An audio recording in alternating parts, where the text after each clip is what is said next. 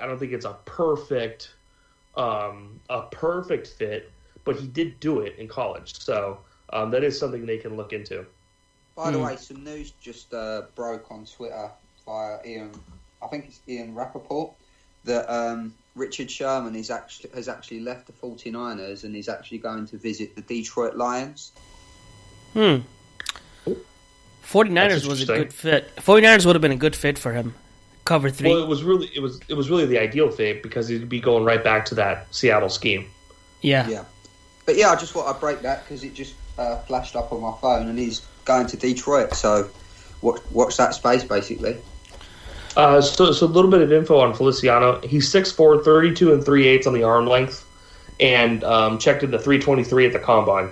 So if you're looking to translate that to a right tackle, it'd be a little short on the arms, almost the proper height, and weight would be just fine. So your biggest issue would be like your Von Miller types, that kind of guy. So, I'm not sure. Like I said, I think the ideal move is Klitschko assembly, but they would have to figure that out internally.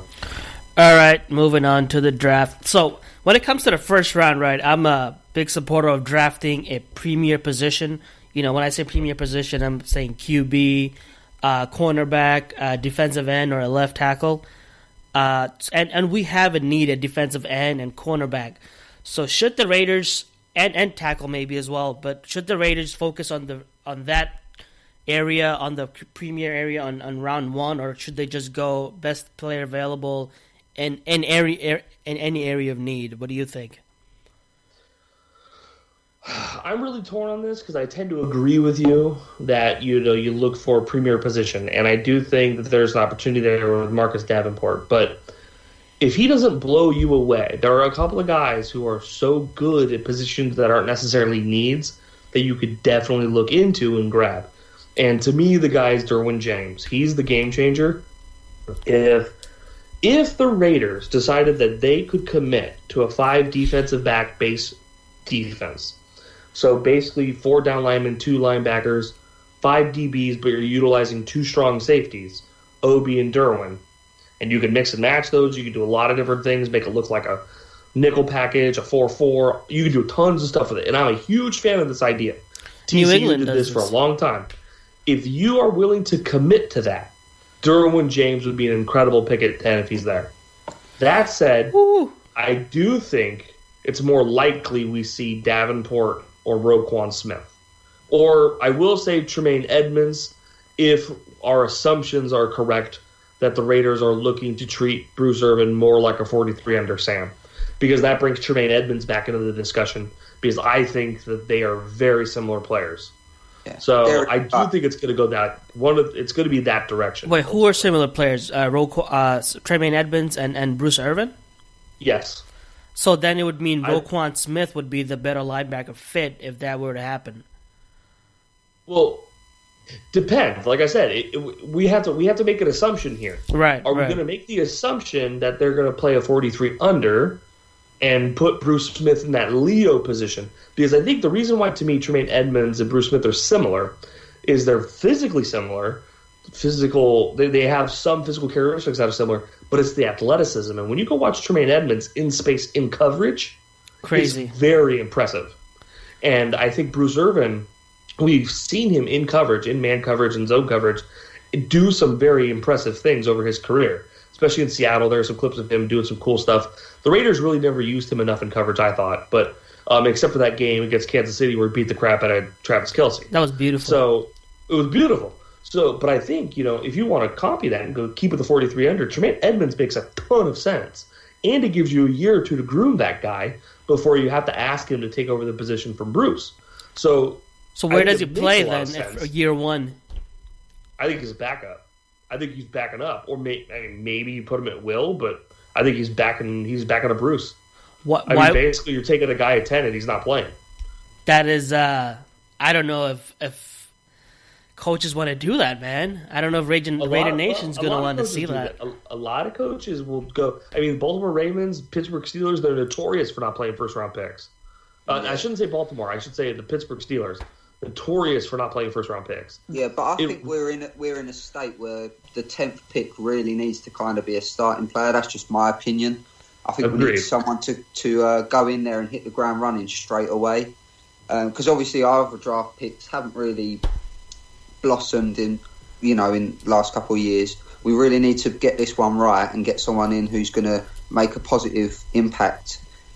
Probably on the defensive side, probably about 90% on the defensive side, I'd say. But regardless of wherever we go, they have to come in and hit the ground running because the cap space this year is very limited. The draft is going to be absolutely vital, in my opinion. I do agree. I do tend to agree with that particular mindset, which is why I don't see Edmonds. Like I know a lot of people are fans of his. I like him as a prospect. I just don't see it. Like I don't see the fit. Just like I have a problem with Vita Villa for this exact same discussion. Now you've locked down Jelly Ellis. Does it really make sense to bring in a Vita Villa type? I don't see it. He's not going to pass rush. Yeah, exactly. So I think, again, you're coming back down to, probably 3 guys. You're looking at Davenport. Well, I will say 4. Davenport, Hurst, depending on how his medical checks out. And then you're looking at corner, either probably Ward would be the guy, even though he doesn't necessarily fit Reggie McKenzie's prototype for a corner. And then the other one you're looking at, and that also could be Minka, assuming he drops. And then your other one is going to be probably your Derwin James type of Roquan Smith. It would be something like that. So that's kind of your group of 5 right there. I've dropped that in twice now. Darius Guys. This kid loves Darius Guys. I don't know why, but he might marry him if he could. I'm kidding. He's a big fan. I don't think... I have a hard time wrapping my head around a running back because, like JD he doesn't know said, you very well. Not just that. I do think they're looking for premier position in round 1. That's the thing. Yeah. Round two, I totally buy it. Okay, I can see that. But round 1, I do think they're looking premium position. Okay, let me throw a scenario at you. Raiders trade with Buffalo for the 21st and 22nd pick. Would you take Geis at either of those positions on the board? No, I'll tell you right now, if it were me, I'm not taking a running back till 4th round at the earliest. Ever. I don't care who it is. I'm never touching a running back before round 4. This is a deep running back class too. You can have somebody Absolutely. Give me Bo Scarborough. I was just saying that because he's like my favourite draft player. I don't know. I just think about him, his story, his background. I think his story is great, but give me Bo Scarborough on 4 any day. Yeah. I see his projected sometimes at like round 6 and 7, but after Bo Scarborough. No, Bo Scarborough. But after his combine, he's obviously going to be well up the ball. He's had 10.5-inch hands. He's never going to fumble. I love it. Give me him in round 4. I don't care. I'll go get 4 yards of carry with him, and I'll never complain. Yeah. No, I watch Alabama quite frequently when they're on, and he's very good. To be fair, he was better last year. Much a traditional cowbell back, isn't he? I suppose. A little bit. I mean, now my favorite running back in this draft, and this is going to throw some people for a loop, was Akram Wadley from Iowa. I love Akram Wadley. Again, another guy, round 4, pick him. I'd be so pumped. Royce Freeman. Dig it. I like Royce Freeman. Yeah, he showed up in the combine too. Upwards, though. Hey, if we trade back with Buffalo, right, go to number 20 or 21, what do you think we can get for it? I think you're probably getting both 1s and a 3, something like that. I can dig that. Yeah, I think you're going to get much more, to be perfectly honest. It depends. I'll take 2 1s. Though. It depends if Minka Fitzpatrick or Derwin James are on the board. I'm taking one of those at number 10 personally. Well, the thing is, Buffalo's making that move because they want a quarterback. Yep. So the problem is, ideally what Buffalo wants to do is make the move up to get the quarterback they want with getting rid of the least amount of capital. So how do they view picks 5, 6, 7, 8? Because they know 9, San Francisco's not taking a quarterback, so they're not even going to bother with San Francisco. They're either trading, they have to trade in front of Miami, so they're either trading to 10 or they're trading to probably 6 with the Jets, depending on what the Jets do. It's going to be one of those 2 spots. Do the Bills want to trade with the Jets? I don't know. Do they want to trade to, say, 7? That could be, with I think that's the Bears at 7, or is the Bears 5? I forget. What? But, would you want to bump to 7? That might be Tampa Bay. Oh, 7's Tampa. So do you want to move to 7? Because that's a move. Tampa's not taking a quarterback, right? So you really have to track what are these teams going to do and how do you project them. So let's say the Jets, let's say the Vikings come away with Vikings or Denver come away with, let's just say Denver. Let's say Denver comes away with Kirk Cousins. Well, now Denver's not taking a quarterback. So you're looking at, they're probably taking Nelson, maybe. Yeah. Where they're at. So now you got a potential. Are you going to get a quarterback in Indy? Probably not. Are you going to have a quarterback going at 2 to the Giants? Maybe. Kind of doubt it. Are you going to get, he's definitely not going, you might get one at 4 with the Browns at 1 or 4. And then you're looking, 5, 6, 7, 8, 9. I mean, there's a chance you only see 1, 2 quarterbacks go in the first 9 picks. So now the Raiders are in a great spot, but the problem is the Bills have a ton of options, so they are really not that inclined to throw that much out. Yeah. But, so I think 2 1s and a 3 would be fair. Hey, do you like Minka Fitzpatrick that much? Cause he's been playing slot corner mostly. I don't really. What are your thoughts of him? I like Minka a lot. I do think when people compare him to Jalen Ramsey, it's pretty fair. I do think it's a fair comparison.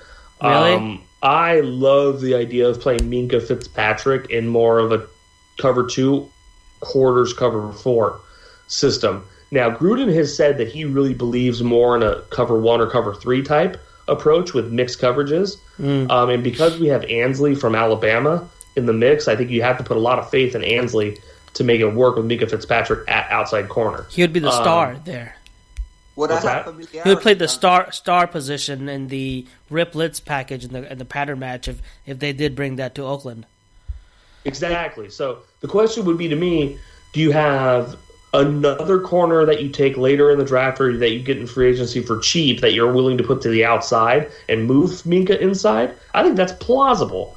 So, let's say you go get I have kind of a fascination with Jalen, what's-his-face from Utah State. Mills? I don't know. I just do that. I don't know who that is. Jalen Mills is the guy from LSU, isn't it? Cornerback from Utah State. I forget his name was Jalen something or other. Jalen Davis. Okay. I'm a big fan of Jalen Davis as a late round pick from Utah State. So you take Jalen Davis in round 6, and then when you go to nickel, you move Minka inside, you put Jalen Davis outside, and go to that kind of package. I think it's very plausible. I think you could absolutely pull that off if you wanted to. It all depends where you're playing, what defense they're playing, right? So we don't even know, but we'll probably become more clear after free agency. Sorry, Gavin, you wanted to say something? You're looking at several unique, separate concepts that are going to have to kind of come together in a very unique way, right? So Gunther has some staples of his that don't necessarily translate to what Alabama did, but they have some really unique coverages that they can bring to what Gunther has done.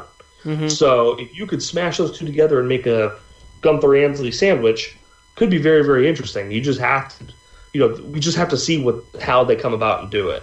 Yeah, I was just going to say it's important to note the fact that Ansley was the defensive back coach at Alabama, and obviously Fitzpatrick is from Alabama as well. So the coaching will be pretty much similar for what he's used to. Maybe he has to adjust slightly in terms of the scheme and position he's going to play.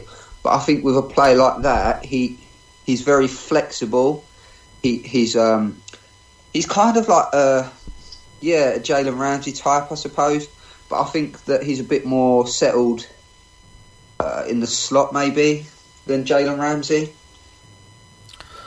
Ramsey was really more of he played a lot of safety, specifically, deep safety stuff. But yeah, no, I think the comparison's the same. But yeah, it's a good point. He's played more slot, but even a guy like Gary Conley played slot in college too.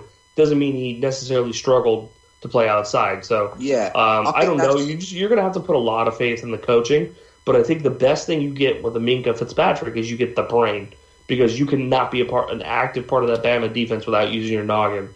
And they require a lot of thinking on the back end. And Gruden actually touched on the fact he wanted people